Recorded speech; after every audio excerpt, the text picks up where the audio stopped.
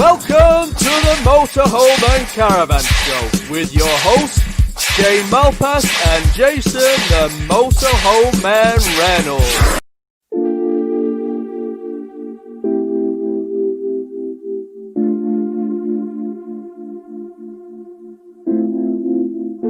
First of all, it couldn't be your fault.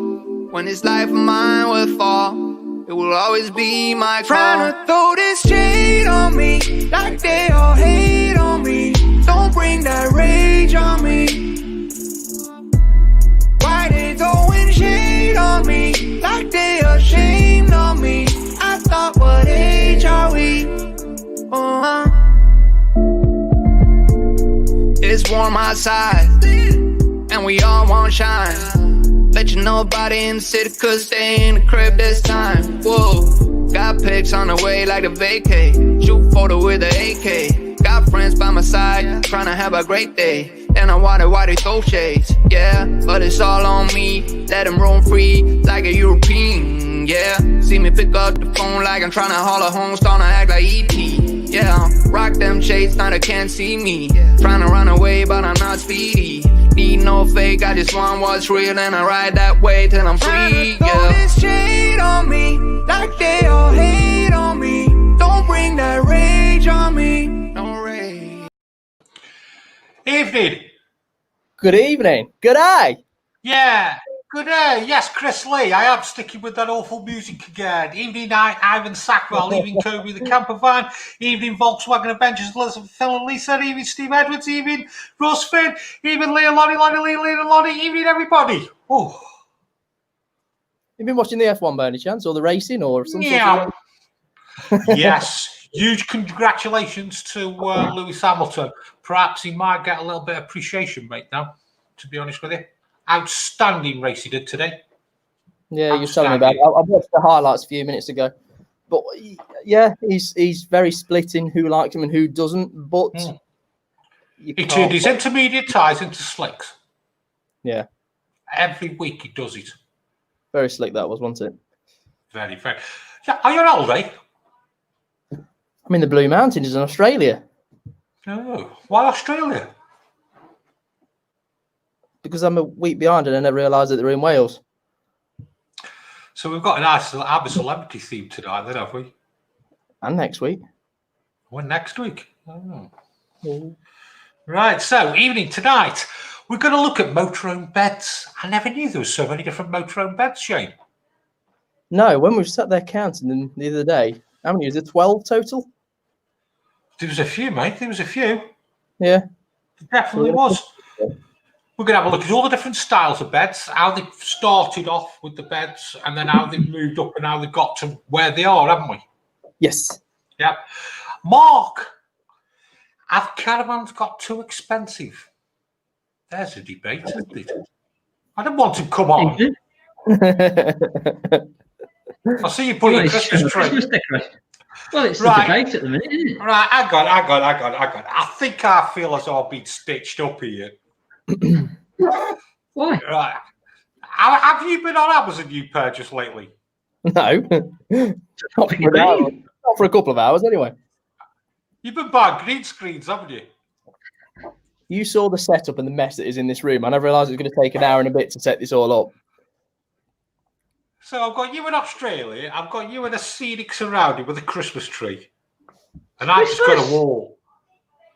You got a radiator. So last year, that is. You never told me. We did. You didn't tell me you were going to buy a green screen. We did. You just weren't listening again, was you? To be fair, you are so show 28, aren't you, Jason?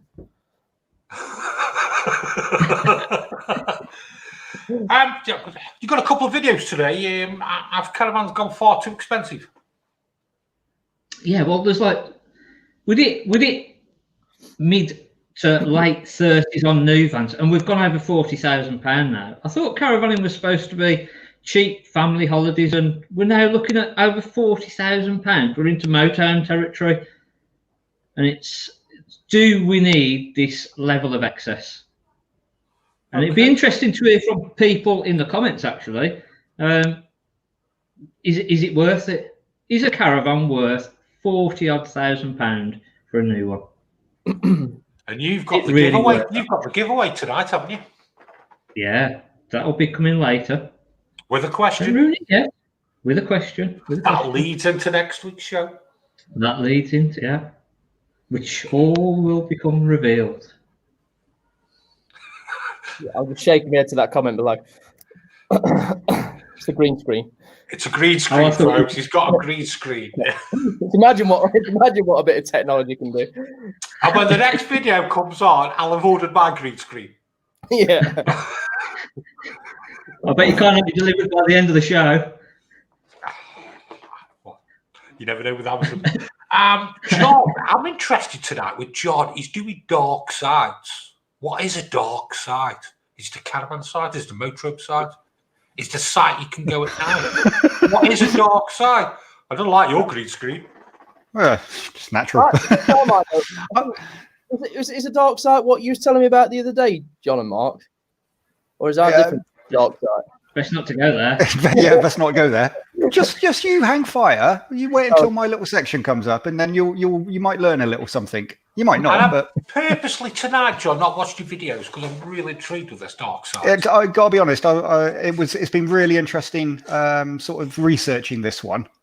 So yeah, hopefully you'll find it interesting. Right. Okay. News. Anybody got any news? Because I've got a bit of news. I have got some news. Okay. Do you want to go first, Shane? I can go first. I'm trying to work out where we can. Yeah, there we go. Let me sort my laptop out. Right. Okay. So first bit of news. Now, credit where credit's due. Have you heard of Well House Leisure? Yeah. Your camper vans. He donated a £49,000 camper van to children in need. Good Fair going. play. Fair play. Let's give a shout out to Well House Leisure. Yep. Fair play. Yeah. Next little bit for you campers out there. The National Camping Show is to be held at Stoneleigh Park in Warwickshire. Ooh. 18th to the 21st of March. You've got people like, or companies like Van Gogh, Camper, Coleman, Camping Gas, Regatta, and more to be announced. Okay. I'm guessing that's going to be an outdoor show, so that'll be interesting. And then my final bit of news is there's been a bit of talk about vehicle excise duty recently going up. That's my news. Not anymore. The government have backed down from the latest motorhome tax hike, which could have been a graduated VED system. Sounds like a disease. Yeah, so motorhomes have been taxed as in the PLG class, aren't they? Yes. Yeah. So registrations, they were 71% up on motorhomes in July. They were 41% up in August and 55% up in September. You wouldn't know because you're in Australia. It's good over here as well. Down here, sorry, down here. Right, what we're moving on to? You tell me. Right, we'll keep these two out in a bit. Bye. We've got motorhome layouts. Is that what we're starting with? Are we not doing a dealer update? Oh, we can do a dealer update. Dealer update. We're going to do a dealer update every week of what stock is actually out there. Now, Mark, if you've done any research on this, just add yourself back in. Yes. Okay, that's fine. Let's add him back in then. Oh, no, he's back in. Hello. Hello again. Right. So I'll start with motorhomes. So Auto Trader, the figures have gone up quite considerably these last couple of weeks. I think it's because there's a lot more new stuff becoming available in the near future. It's not necessarily stuff that's available now, but could be. So even though it went down below 4,500 motorhomes available, it's gone up to 5,382. Is that used?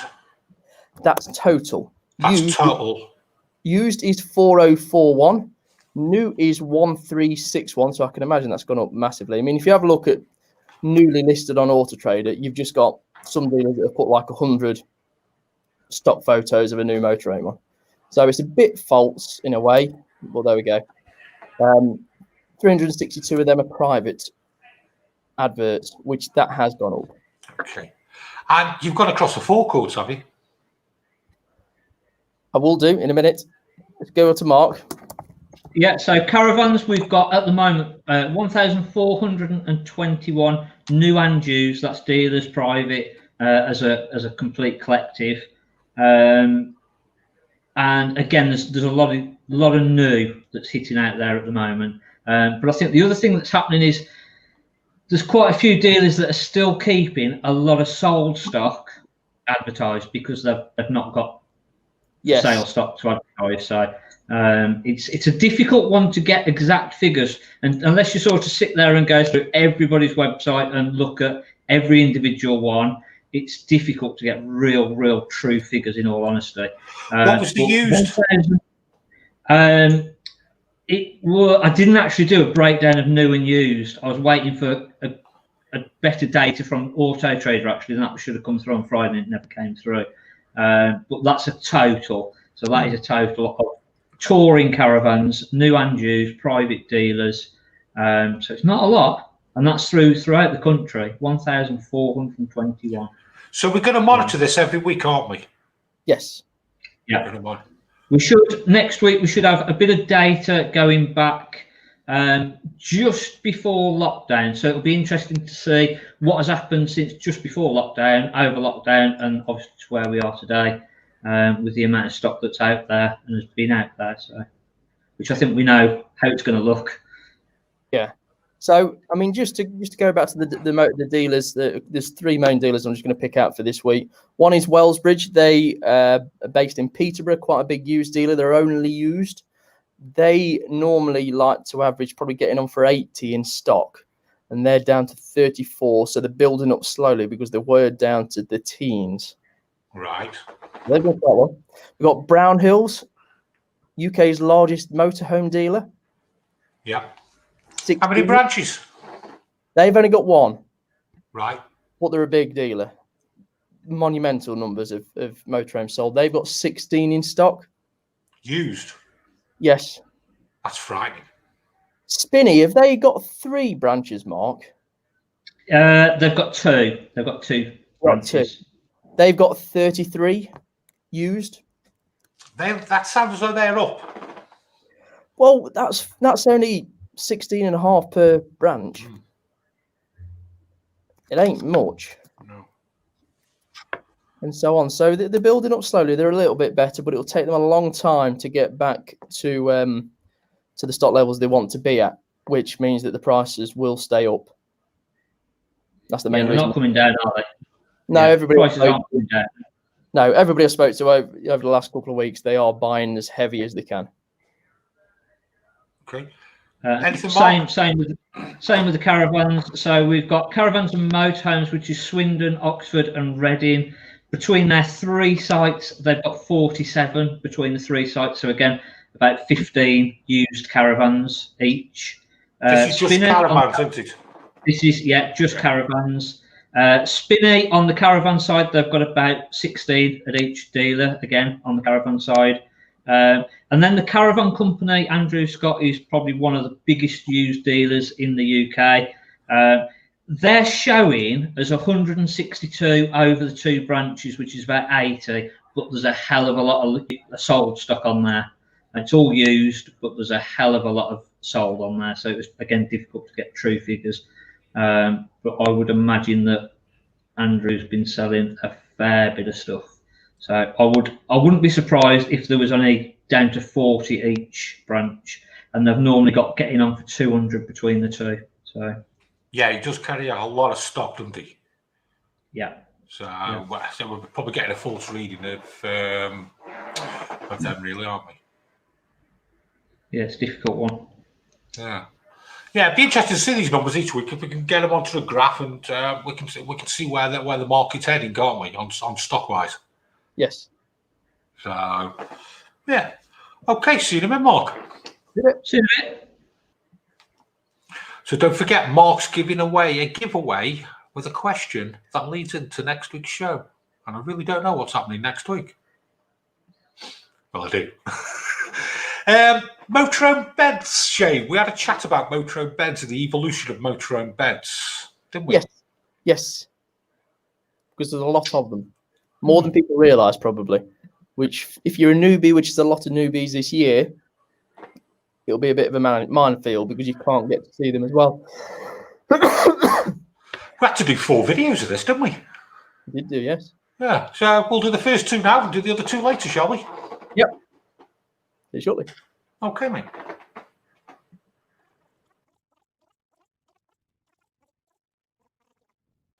So this week we're talking bed layouts, and we're going to go from oldest to newest because there has been a bit of an evolution with beds.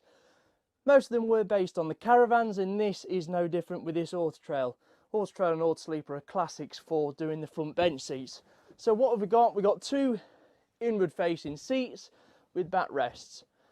Nice and easy with these. These are nice and flat, by the way, so they do make quite a comfy bed. And what we've got is the middle sections pull out, one either side, the meat in the middle.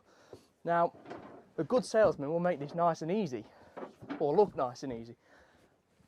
I'm not saying I'm a good or bad salesman, but I'll do my best. So this is the tricky one here. Now, excuse a bit of heavy breathing here while I try and force one into place. There we go, that's nice and easy.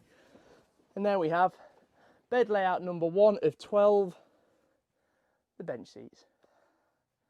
So the next one we have, which is another classic layout, is the U-shaped rear. Often seen on the Auto Sleepers and so on, but this one is in a Roller Team Auto Roller 746. This is a nice big 6-berth. So a bit like the bench seats, it does make up. We have got this handle at the back, slats that come out. I know this is not going to be the most glamorous of positions here. Now, if you want to see a funny video, I'm going to try and find it, but one of Mark, showing how quick he can make the beds up. One of the funniest videos I've seen. Benches go straight in the middle again. This is easier just to lie on. Straight in the middle. Look at this. And then the third and final of this one is the overcab double bed. I've got to admit, on this roller team, it is bloody big compared to what some of the old ones were. Some of them are just a very small double bed. But yeah, this is a great size double bed. Nice for storage. You don't see them as often as you used to now because they've gone down to the drop down beds, but a great use of storage and a great place to kick the kids into. Now, You've missed a bed out there. what have I missed out? You've missed an early bed out. You got the bed seat bed, you got the U-shaped round bed, you missed another bed out from the early ones. Just very quickly, just to interrupt you, I just need to play this. So I'm going to put it back together. We'll do the challenge.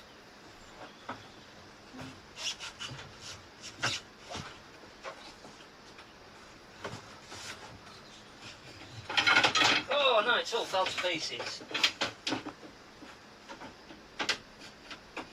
Should we edit this bit out? Just pull it back to where it was and then push it back in, and then we can crop it and push it. Oh, it's Still going to... videoing. Yeah. I'd leave it down. Okay then. Right, I fixed it. Oh, I'll never get bored of that. Can I? I've just seen a comment come on Zoom Wheels Brian. Last comment. My note was gone last week when I said I brought in the 696 and never got a response from you boys. Shane, give him a response, mate. Now, I'm assuming this is going to be a Swift Escape of some sort, 696. If it is, yeah, I think they did them up to about 2016, started them about 2009, 2010. But Swifts are just a long-standing, Severo 796. Okay. I think we did mention this last week, briefly. Yeah, I think we did. We did do, yeah. We definitely did. So I can remember researching it to talk about it and just make sure I was talking about the right one. But well, let's give him some credit. Let's tell him about his motor. Okay, so there's Veros. They're a budget van. Is that the best way to put it? But they're a very good budget van. Entry level. Yeah, that's right. That's the best way to put it. But they just do everything right. You know, they're great value for money. You don't tend to drop much in money. I think they're just under £50,000 from new. I can't really think of another coach-built motorhome like that you can actually buy for that sort of money. There's not money around at all. Yeah, they are actually quite a nice van, mate, to be honest with you. They've come a long way. Yeah, I've just bought a 747, I think. No, 746. And I just can't fault it. It does everything right. Anyway, you missed a bed out. What bed did I miss out? Overhead beds, are they suitable for kids or are they okay for 2 adults, Shane? I'll check your book for payload on that, or for weight limits. But I've got to admit, that roller team that I was in then, that was probably one of the biggest overcab beds that I've seen. But if you go to some of your older Eldises and so on, they are very tight up there, aren't they? I think the majority are, though, okay for adults, mate. They're okay for adults, yeah. They just might be a bit tight. Yeah. Especially when you've got to climb over each other. Right, let's see which bed you missed out. Okay.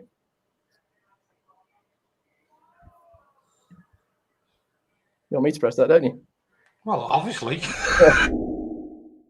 So one bed you did forget, Shane, which was in a lot of the earlier vans, was the dinette bed. So we've obviously got a forward-facing seats here, and also seats here, which makes the dinette. And then what we can do then is we can make this up into a bed. We've got our dinette table, and then sometimes you will have roll-out slats there to make up the bed.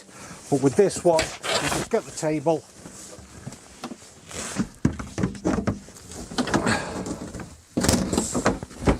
and there's our bed, and then all the cushions go across to make up your double bed.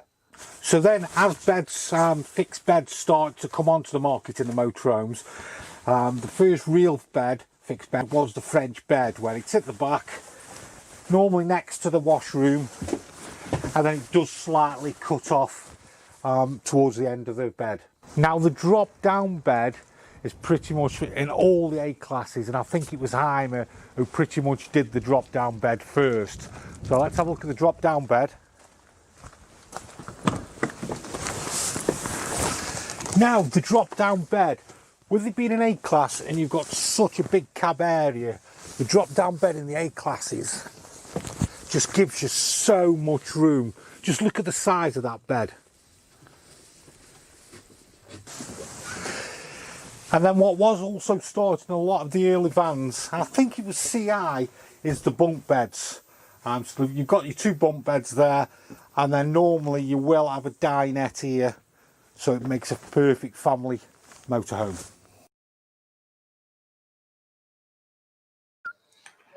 You missed the dinette out, didn't you? Did, yes. I did. Yeah, it's an interesting point about the bunks. CI probably the first one to do them. I'm struggling to think of anything before the 656. What's CI wanted? Yeah, I've got one at the moment. Zoom Wheels Brian, yes, you have done the right thing. You brought a good van, mate. Don't worry about it. I mean, Brian, the other thing you have done with that is you will lose very little money on that compared to a lot of models. Because the low price in the first place, they just don't drop very much. So it's a good investment. Depends what he's brought. He's brought it for, though, doesn't it? Yeah. Like anything else. Yep, very true. Yeah. Right, so we've covered half the beds, haven't we? Half the bed, yes. Only half the beds. So let's move on to some caravans. Have caravans got too expensive? Only Mark can tell us. Good day. Good day, mate. No, we're Welsh now. Hello, Will. Who do you think you are, Doctor Who? I'm in a secret location. You're a Dalmatian? Yeah. What do you think? What do you think to my video, Mark? Idiot. Those beds are a nightmare to make up. I'll be honest with you, Mark. And I failed. Mark, I'll be honest with you. Making that dinette, it took me ages. I know. You know when I was looking about what the beds that I had, I was sat there thinking, yeah, I've got the good hand here. I didn't see that coming at all. I might even chop it up actually and show you what happened last week, this week when I did it. on yours. Yeah, and also the you drop down could- bed on the Army. I forgot about the seatbelt. Oh. How long did it take you? Doesn't take me long, mate. It never does. Swift put a recall on the drop down beds, and I don't know if you've ever seen one, Jason, but they've got like 2 latches that just go over. Were they the electric ones? No, they're just the button press drop down, but they got 2 safety things because I think one fell on somebody's head. So let's put it like this: it was so much of a recall that they came out to fit these latches. You didn't have to take it back in. Did they not do the electric ones and then stop doing them because of the wiring? And that's when they went on to the press ones. I swear, mate, they did the electric ones, and they only did them for a year odd, and they had a problem with the wiring on it. Possibly so. And that's why they moved on then to the press ones, and you drop them down. I swear they did. Yeah. So yeah, after having half a dozen without the press buttons at the end and not realising that they're there, you don't half lose your rag, as you can imagine. Mark, I want to know about caravans. Are they too expensive? Yeah. So first one, we're going to see a good price range van, not over the top, not any silly things on it, and a proper caravan, a proper good little caravan. So yeah, roll VT. Let's have a look at it. This week we're looking at a little small van and we're going to look at a bigger van. So first up we've got the Bailey Pursuit 402.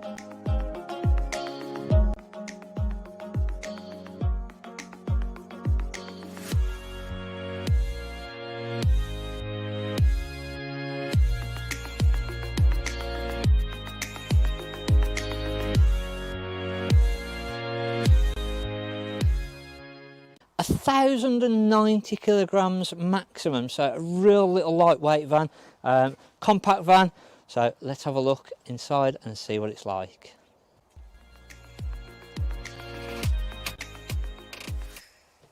What an absolute little cracker.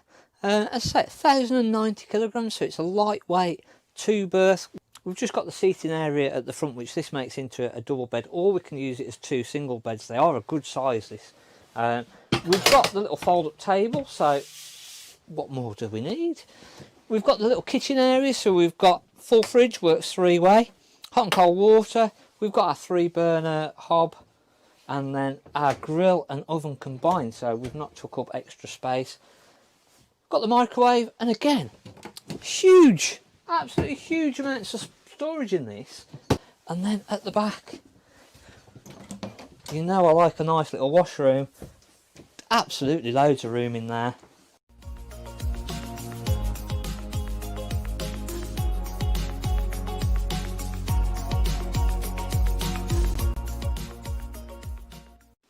So it's 2017, so we get the nice big sunroof in the front here, which lets in loads of light.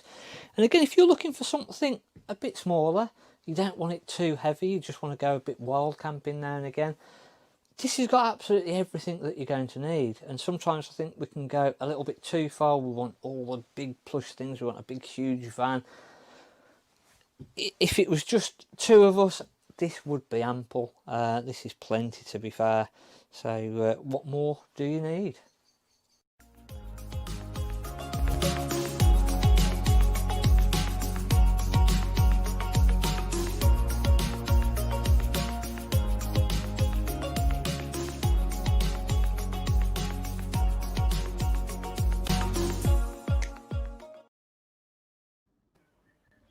Now, the big question I need to ask about this video, and Mike Reed also wants to know as well. Mark dyed his hair. I think I can cut it then. It's cut now. That was all me, that was. Natural. Oh, natural. All me. Yeah. Anyway, Shane's arrived now. Hi, I'm back in. Oh, you cut the plane, have you? I have, look. Yeah. Lovely castle behind me. Aren't you isolated? Isolating. Never mind. Of course I am. Just So, a yeah, quick little shout- yeah, cracking just sorry, little Mark Lee's just shouted up, evening guys, home from a long day and soaking in the bath. Lee's not on tonight, ask Lee. More importantly than doing the show, he's been to take his son. He's gone back into the army. So a big shout out to Lee, big shout out to his son. Yeah, so that's why Lee's not on tonight. So tell me about this caravan. Is it expensive? Just under £12,000 that was, 2017. Got everything that you needed, no excess, 1,090 kilograms. What more do you need? And then obviously they do bigger versions of that. They do similar models and what have you. And it's what you've got: CD radio in there, your fridge freezer, three-way fridge, smaller hob grill, oven, microwave, good little kitchen area, washroom, shower. What more do you need? Yes, Mr. Reynolds, it certainly is. So, I take it you've shown us a nice van, and a little bit later you're going to show us a van from the extreme, haven't you? Just a bit over the top, yeah. And then after John is going to show, which I'm looking forward to here, about dark sites. After John's shown us about dark sites, you're going to announce the giveaway, aren't you? I certainly am, with a question. Okay. We'll see you in a minute. See you in a bit. Right, John, I'm really interested in what this dark site is. Is it the castle where Shane is? No, but that does look quite dark. Is it a campsite? No, but there are campsites around him. Okay. Him? Right. Tell me about dark sites, John. I will queue up the video now, and you can watch and hopefully learn something. In this week's episode, we take a look at 4 internationally recognised dark sky areas in the UK. As of February 2020, there are over 130 certified international dark sky places in the world. The UK has some of the largest areas of dark sky locations in Europe, and you can find dark skies near where you live. Our first dark sky location is Wimbleball Lake, Exmoor. There's plenty of walks and cycle paths on the 530-acre site, plus it offers a fantastic range of water sports and other activities on the lake. Pay a visit after dark and look up at the sky. Located within Europe's first international dark sky reserve, it's the perfect place for stargazing.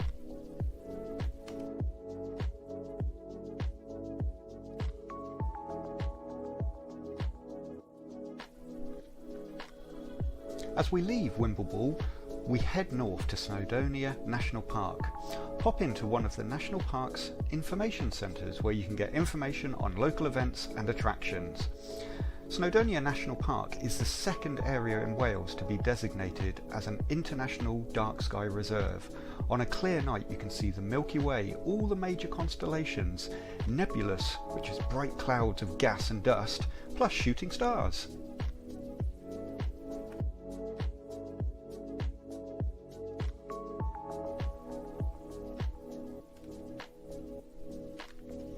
Next, we head to the Galway Glens.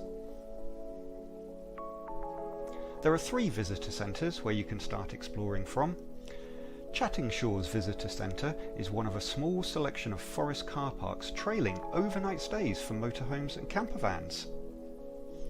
It's a great base to explore the local area, including the Merrick Trail, where you can see the granite stone that Robert the Bruce is said to have rested. Of course, as dusk descends over the lake, it's a brilliant place to enjoy the night sky.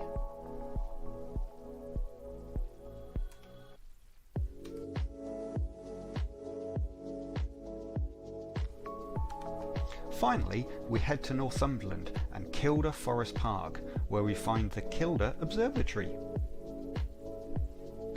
Opened in 2008, it offers visitors a unique stargazing experience and is located in the largest gold tier dark sky park in Europe.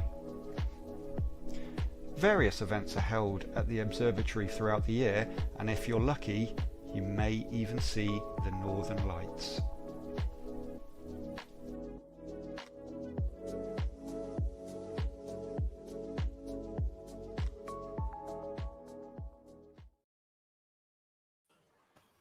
Space fascinates me, John.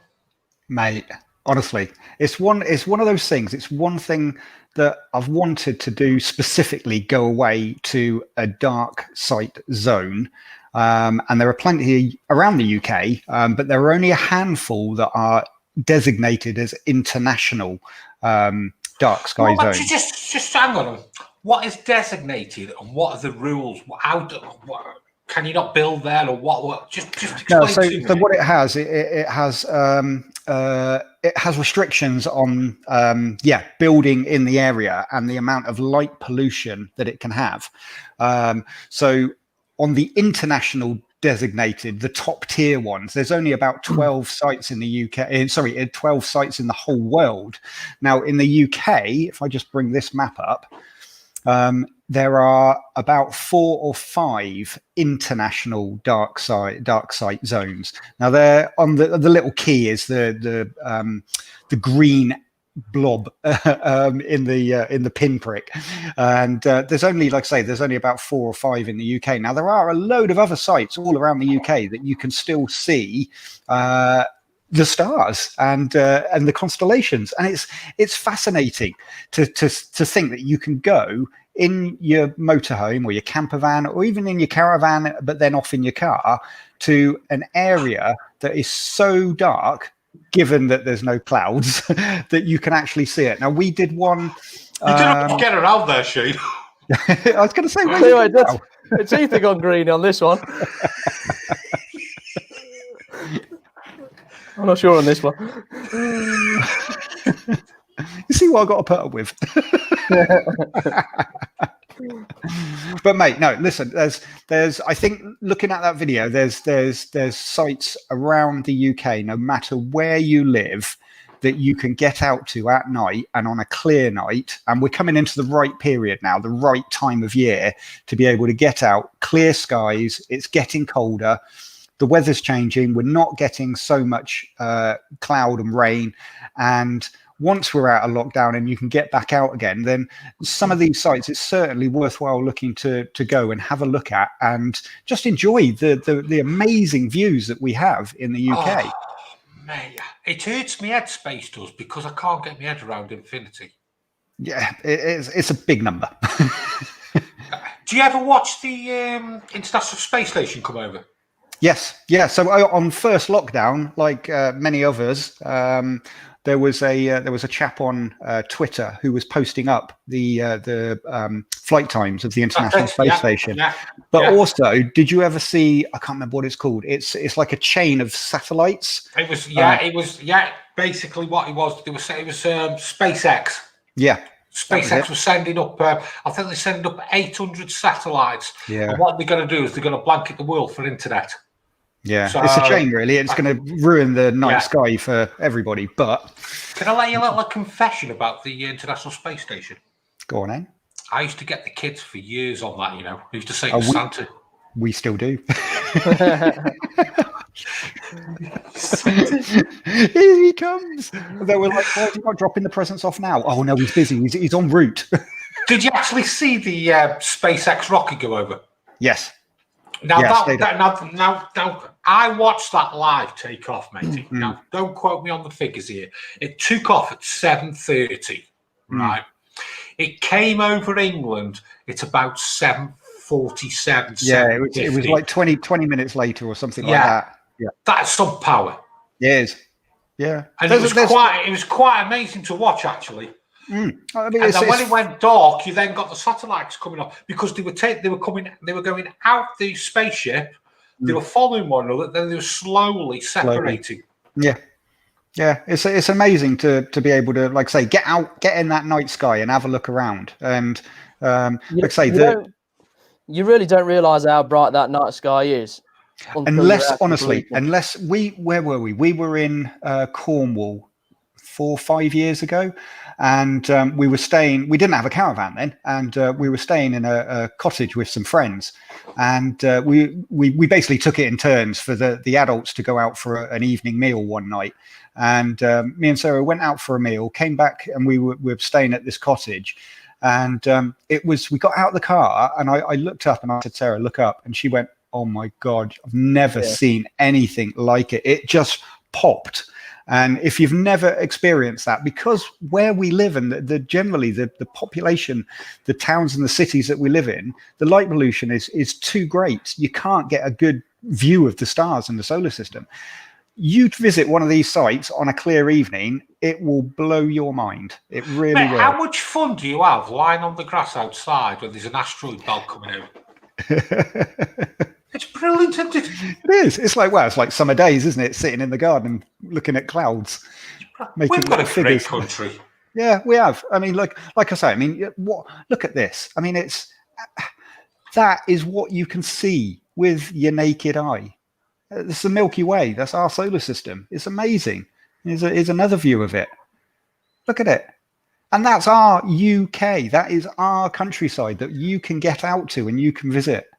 You just don't, like I said, you just don't realise that most people will never have seen that sky before. No.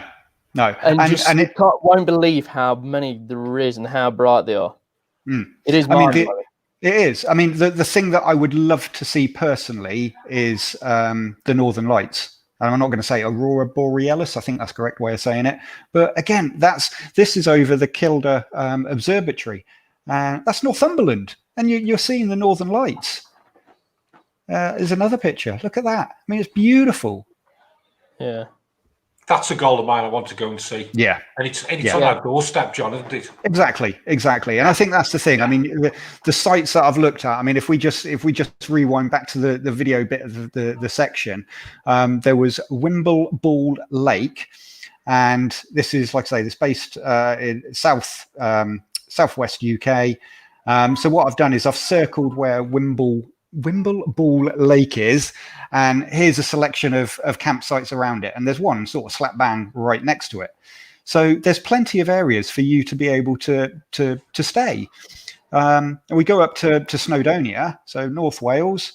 It's the same again. Look, there's plenty of sites for you to choose from to be able to go and then visit the attraction.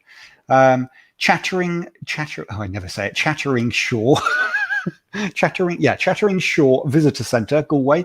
There's not so many sites actually right by it, but there's still a good number around the location. And then Kilda, there's a number of sites actually right near the observatory. In fact, there's one campsite, I think it's called Kilda Campsite. It is they run events there where they just do stargazing. So the people that are on site, whether they're campervans, motorhomes, caravans, they're stargazers, proper stargazers through certain times of the year. It's an amazing place. I tell you what, John, since we tried this new segment out of showing different parts of the country, you've opened my eyes for places to go to. Don't you think, Shane? Definitely, yeah. I never realised there was them over here, to be fair. I mean, when I was talking about when I saw the sky, it was in the middle of the desert in America, where there was nothing around for miles, so you can imagine what it was like there. But I never realised there was as many places over here as there is. Yeah, for most of us, within a couple of hours drive, you could go to a dark site zone, spend the day there, stay into the evening. In fact, that the one at Chattering Shore Visitor Centre, so Galway, I did put it in the video, but they're trialling a select number of parking forestry run car parks that allow you to camp overnight in your motorhome or camper van. So you're in the ideal place. All you need to do is pick a weekend where it's going to be clear. You can camp cheaply in your van. There are a few regulations you got to adhere to, but happy days. It's brilliant. It's absolutely brilliant. All right then, John. We'll see you in a bit, mate. See you in a bit. Cheers. I tell you what, you showed us some really good places, mate, and we might be in lockdown, but there's some places to put on the list, isn't there? I'm really appreciating that one, actually. I never realised there was that around. So, If you want to see, if you go to the Motorhome and Caravan Show YouTube channel, we put all the live shows on. But what we've started to do, as from next week, we're cutting up the show so you can actually go and see different sites that John's done. We're cutting them up into 5 or 10 minute segments, so you haven't got to watch us all the way through. You can see the different reviews, you can see the caravan reviews, you can see Ask Lee and all the little bit of different sections. So that's at the Motorhome and Caravan Show YouTube channel, and then you can see all the different places that John's picked out for us for when we actually get back to a bit of normality, eh, Shane? Yep, makes sense. Are we ready for the giveaway? Oh, you've moved, haven't you? Yes, I've moved. Oh, you know the job, are you? Yeah. I'm going to do this, and I think there's some questions. There's a couple of questions that we could have done with doing as well, but I'll get this out there first. What are the questions up first, mate? Let's get the questions up. Go on. Yeah. I think we've got Anthony Adams had asked a question about his. I'll pop this up. His previous question was that his friend's got it plugged into the mains, and only the microwave and it's working, but nothing else. Yeah. So the signal's probably back down in the jungle there, Mark. Yeah. Right, we'll answer it then. Right. So yeah, it sounds as though his charger unit isn't working basically. So he's either not got a battery on and it's not charged, or his charger unit isn't doing what it should be doing. There's a little separate charger switch, so it could be that. It could literally just be his charger is packed in. So, but definitely, if you've got 230 volt coming in, which it sounds like, if your microwave's working, TV's working, you've got 230 coming in, but the 12 volt side isn't working, so either your battery's no good or the charger's gone. Anything else? There was somebody had asked about internet in the caravan and motorhome, which was. What's the best thing to buy for internet for my new motorhome? John knew about this, didn't he? John had a little internet thing when he was away. Yeah, so I have a Netgear Wi-Fi router. And essentially, what it is, it's like a router in your house, but you can insert a SIM card into it. There are a number on the market. MiFi, I think, that is another one. So yeah, there's a few out on the market. Netgear, and I think some of the people in the chat have put some on there. But yeah, essentially, the best thing to do is you get one of these little routers, a separate pay-as-you-go SIM card. Generally, you only need data, and then you can connect all your devices. So you can connect for us, it's the kids' phones, the tablets. You can stream Netflix from it. Other people have said, well, I just use my mobile phone. Now, that's all good if it's just yourself or one other to share the data and to share the signal. But a dedicated Wi-Fi router or an external Wi-Fi router, that internally they're built differently so that they run faster and can handle higher download speeds and have multiple devices connected to it. Mark, quick question on the Whale Caravan heating. Heating is at back, so lots of heat in the washroom, but not so good at the front of the Bailey Rhine. Any tips to distribute the heater better? The problem with it is the pipe for the front of the caravan goes underneath of the caravan, so by the time it goes outside underneath the caravan and gets to the front, it's cooled down. People in the past have put insulation around the pipework, so the ducting that runs underneath, you can put a little bit of insulation and that will help a little bit. The other option is just drop a little fan heater at the front. I know it sounds like it's defeating the object, but it might be easier than getting underneath and crawling about and putting insulation around the pipework underneath. So, come on, let's give something away now. Let's give something away. Just one more quick question. One more quick question. Oh, there. Oh, I just put another one up. Now, this one was for Lee earlier, but obviously is now not here. But Mark, Shane, Jason, would you be able to answer this one? How difficult is it to replace an 85-litre fridge with a small corner freezer compartment to a new model? I don't know why you're even thinking about doing it, to be honest.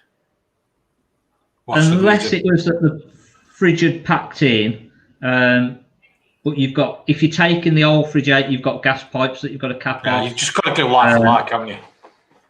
Yeah. Are you allowed to live in a motorhome permanently? A friend of mine has told me no, but I thought you were allowed. Go on, Mark. Well, yeah, look at a lot of YouTubers out there, they're living in the vans permanently, aren't they? The people touring around Europe living in it. So, yeah, as long as you can find somewhere to put it, it's like a caravan. Stick it on a site as long as you can find a site that will let you stop in it.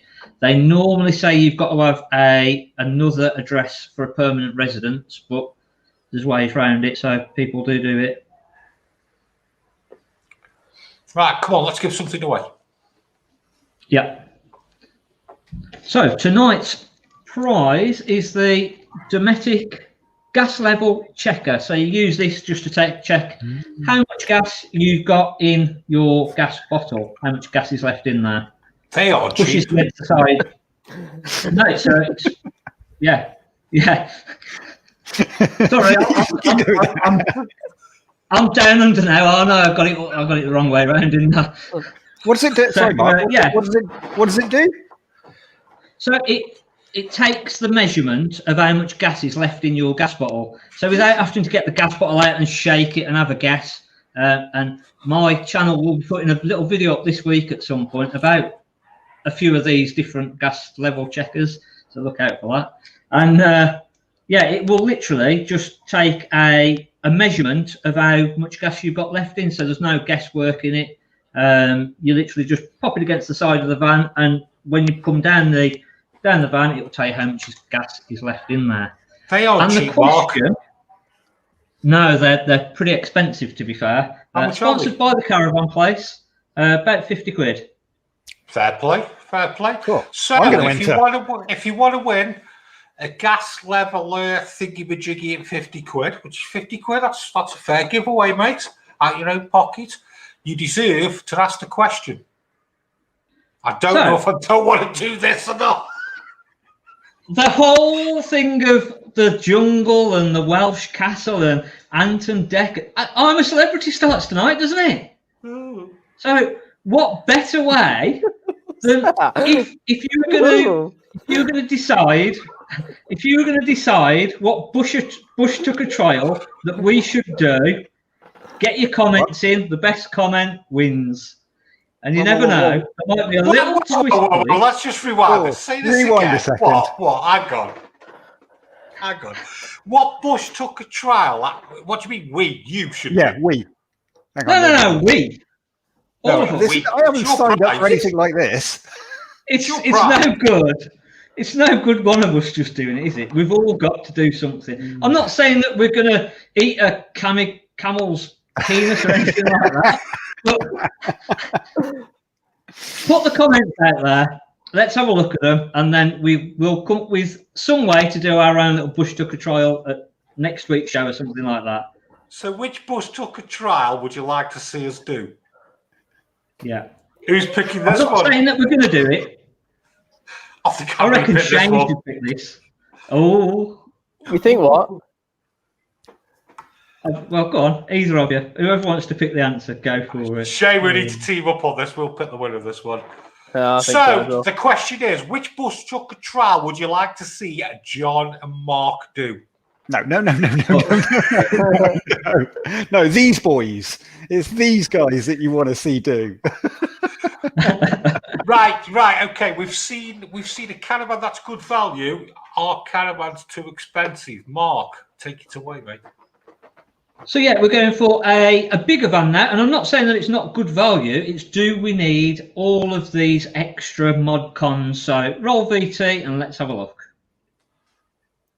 So next up, we've got a twin axle, 26-foot Bessicar Cameo 625.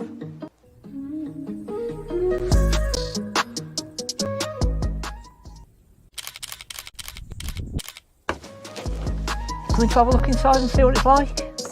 we're inside of the Bessicar 625. As I say, it's a twin axle. We're 26 foot. We've got the fixed bed. We've got these lovely cabinets again. But is it all just going a little bit over the top? These are getting on for 40 grand brand new again, and it sort of defeats the object of an affordable family holiday.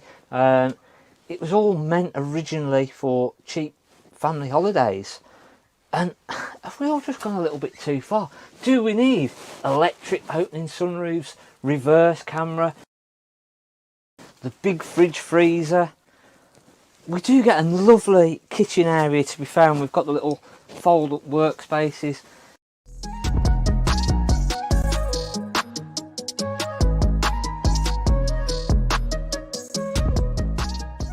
So we've got the nice big fridge freezer, and what a fridge freezer it is.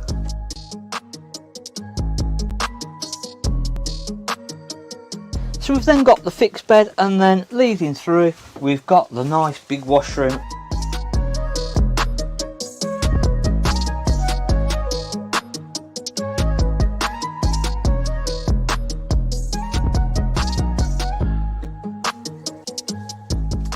So you can really see where the value of this is. It's a lot bigger than the first one that we looked at. You're getting a fixed bed, big fridge freezer, reversing camera, extract fan in the bathroom, remote automatic roof lights.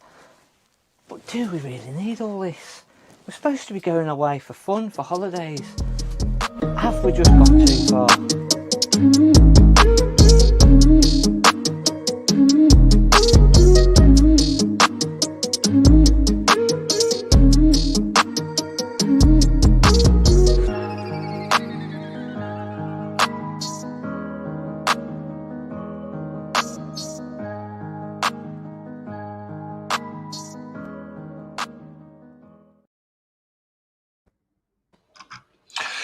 Just before we carry on, can you start getting some of these comments up to Mark's question? Yes, there's indeed. quite a few here, mate. Yeah, and some That's of them a nice are wrong. fun, that is, Mark. Some of them are just very wrong. That's a nice fun, that is, Mark. It's a cracking van, an absolute cracking van. But it does just beg the question of, do we need all of that? Do we need it all? 40k? Do we really need all that? Well, that's obviously used, so that's about 21 grand. But So what some of the model was new that last ones one? now. Bessicar Cameo 625. So it's about 36, 37 grand that now, if you wanted a new one. So how would that sit against the Coachman Lusso? It's still probably better spec than the Coachman Lusso, but the Coachman Lusso's just got some new designs and new features, and it's a Coachman, and they're just trying to go into a new price bracket, and it's should be going for that. You know, I mean, these are the photos. I mean, we were talking about this the other day of the new Coachman. Just drop those comments off, please, John, for a sec.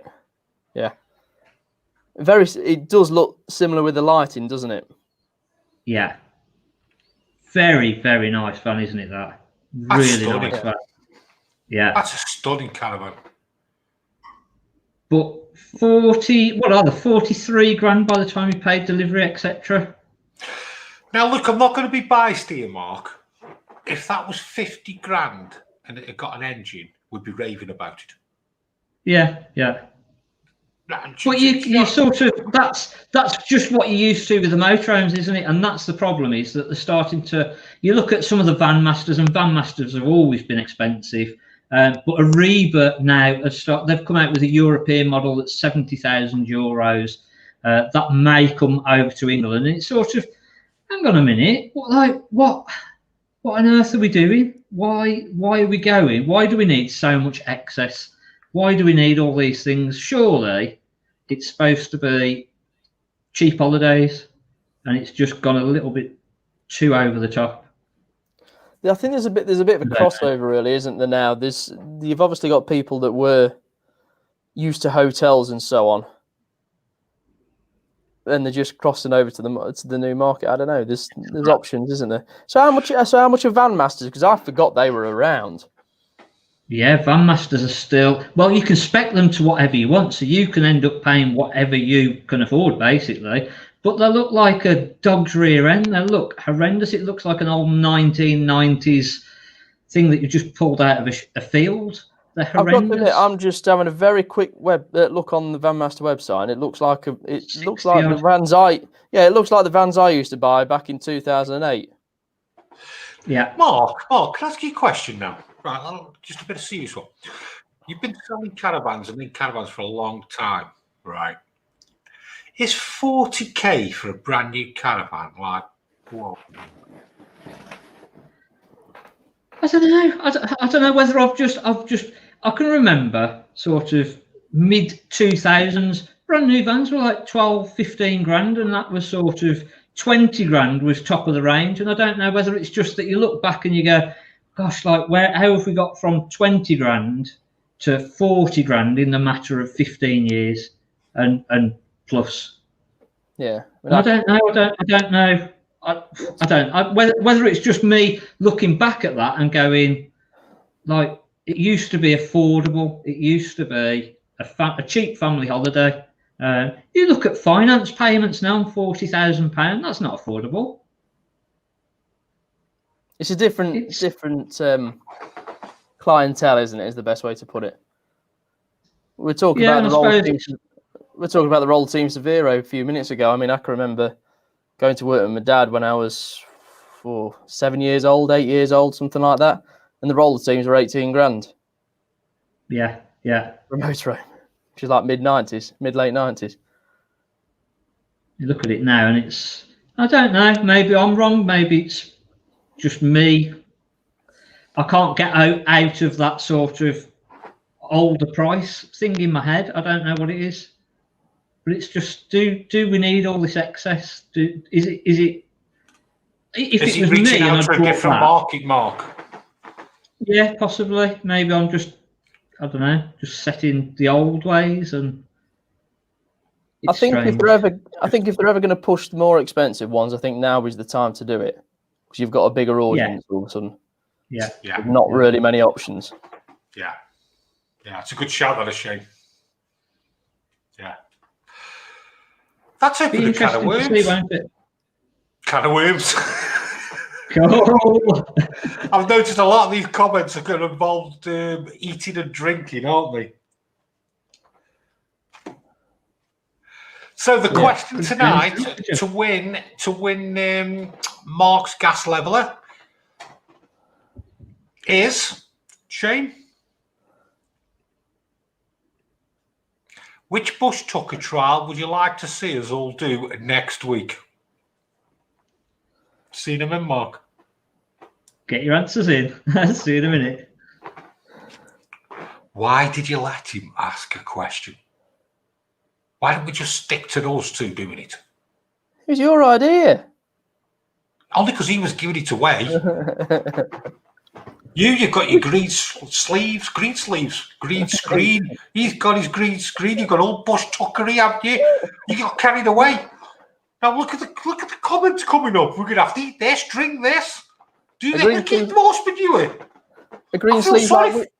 I feel sorry for John. A green sleeves like wizard sleeves. Do you know what I mean?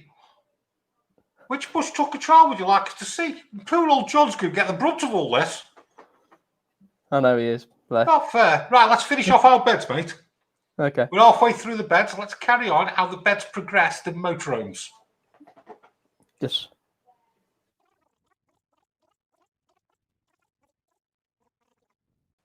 So this week we're talking bed layouts, and we're going to go from oldest to newest because there has been a bit of an evolution with beds.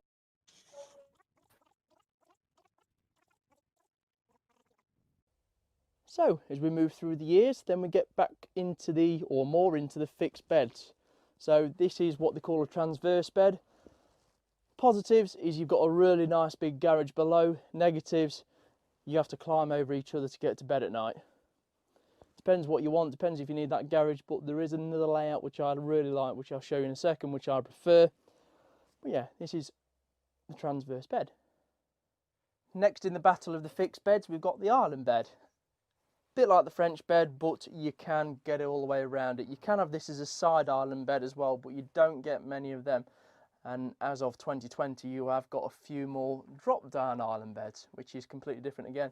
You get a bit of a garage. I don't know if you could quite see these drawers at the side and a bit of a step. It means you don't have to step over each other when you're getting into bed. So you can literally get up your side of the bed, just like at home, and you're in bed. And then there's one more which I do think is better, which I'll show you the next. And then last but not least, it is my favourite. I keep banging on about it because I think it's very versatile in what it does. So what have we got? We've got twin single beds above a garage. Nice bits of wardrobe underneath, and then we have got a really large garage which you can put bikes, scooters, the lot in. Now what I do like about this, you have got 2 steps up, and then you've got this middle piece here, which can be improved. And if you want it to be another double bed, which is a full length, you just put in your little bit of wood,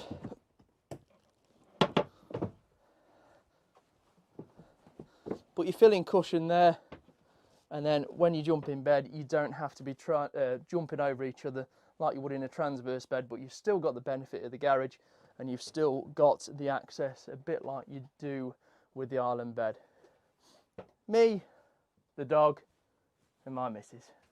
Happy days. Okay, let's finish off the rest of the beds with mine, eh? Oh, just a quickie before you crack on.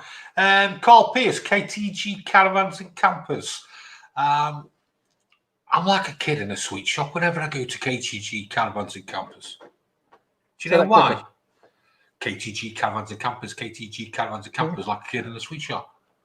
Do you know why? Why? He's a caravan and motorhome breaker. And there's just racks and racks and racks of different little things. You could save yourself a fortune. You know, like little things like fridges or the gas hobs where they've all got manked up and the rails have all got all dirty and everything. Yeah. You can go and buy them from KTG. He helped me out the other week, actually. I got a Truma water heater that was playing up. I pulled it out. The element had all rusted up inside. I rang Carl up. I said, have you got me Truma heater? He went, yeah, no problems. I'll pull one out. Tested it for me. Picked it up. And he's a regular watcher as well. So I like to give a shout out to everybody in the trade. We're all a community, just like the people who go caravan and camping. But if you do need parts, I should be getting paid for this, shouldn't I? KTG Caravans and Campers. So let's move on. Jason Reynolds. Okay. He's looking a bit dodgy on that boaty thing, isn't he? That boaty thing? The boaty thing he's driving. Jet ski, that's it. Oh. Actually, don't go to KTG Caravans and Campers. It looks like he's eating too much money. Right, let's carry on the beds. Let's finish the beds off, mate. So as we've progressed on for the ultimate luxury, and you will find these type of beds will be in the bigger vans, i.e. the longer vans. So here we've got the dinette, then moving on to the kitchen area, and then at the back we have our single beds, which is perfect. Right, and what we're finding now on more and more vans, especially with the low profile, is the drop down bed. So let's have a look at the drop down bed. Right, so we've got the drop down bed. This one is electric. As you can see, it drops down. You also do have the manual drop down beds as well. Well, so this one I'm showing you is the electric one, and there you've got a good sized bed. Some beds there, isn't there? Yeah, 12 to be exact. Which is I never realised there was that many. I knew there was a lot, but I never realised there was that many. Fair few there. Can you see how they progress, though? Definitely. What's your favourite out of the lot? What would you go for? You can't beat the Heimer, can you? Yeah, overcab. Drop down. Yeah. It's such a big bed for an A-class as well, because with it being an A-class, you've got so much versatility as well, haven't you?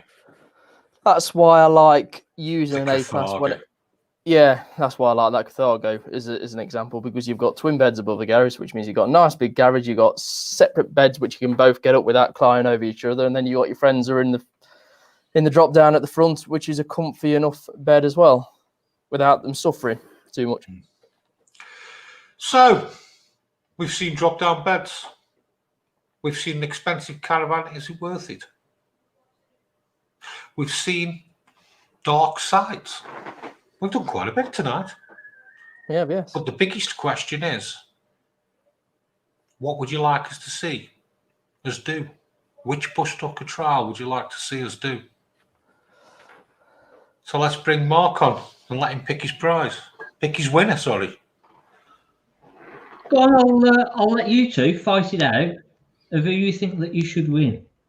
And be careful what you wish for.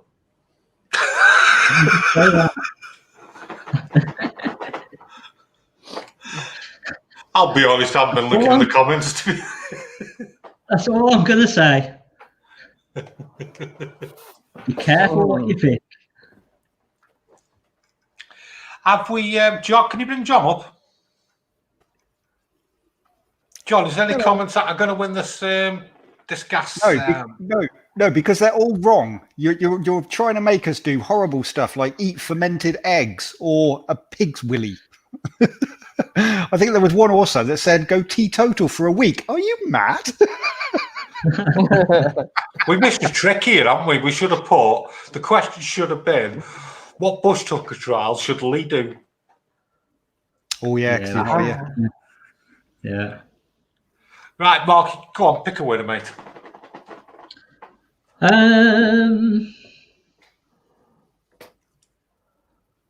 Just have a quick look through them, sorry. A handful of garden worms, 2 eggs, make an omelette. I actually like the one with the wife's cooking, with the husband's cooking. Yeah, I saw that one. Whoever came up with that one. Let me find it, yeah. You found it? I've found it. Got it? Have you found it? I've found it, yeah. Yeah, Gail Dawn Shipley, my husband's cooking on a good day. Gets us out of a lot of trouble, that does. It does, yeah. Gail Dawn Shipley. Can you send us, can you just put the email up for Gail Dawn Shipley, mate? Yes. Yeah, can you email us your address and we'll send you out the gas leveler.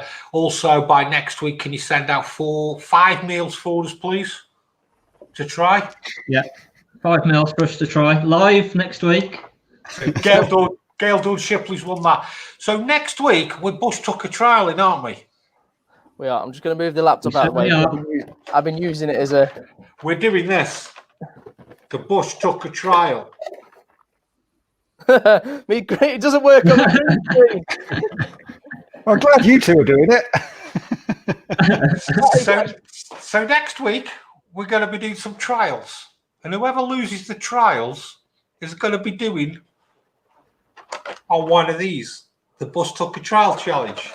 So, because all you lot out there wanted to eat things, we've got rice, we've got beans, we've got mealworms, we've got hot chili peppers, we've got crickets, and we've got buffalo worms. Right.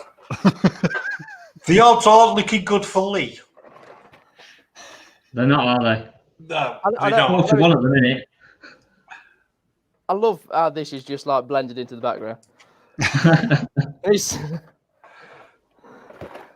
So we're going to sort some challenges out. We're going to sort some tests out, and we're going to try the Bush Tucker Challenge. The Bush Trucker Challenge. Whatever it is. It's been a good night tonight, hasn't it? Is Dirty Trucker doing that one? Or Leah Laurie? The Bush Trucker. All right, thanks everybody for watching. Really appreciate it. We'll see you all next week, and we'll see what John, Lee, and Mark are going to be eating. See you next week. And Jason. Yeah. Bye. But not me.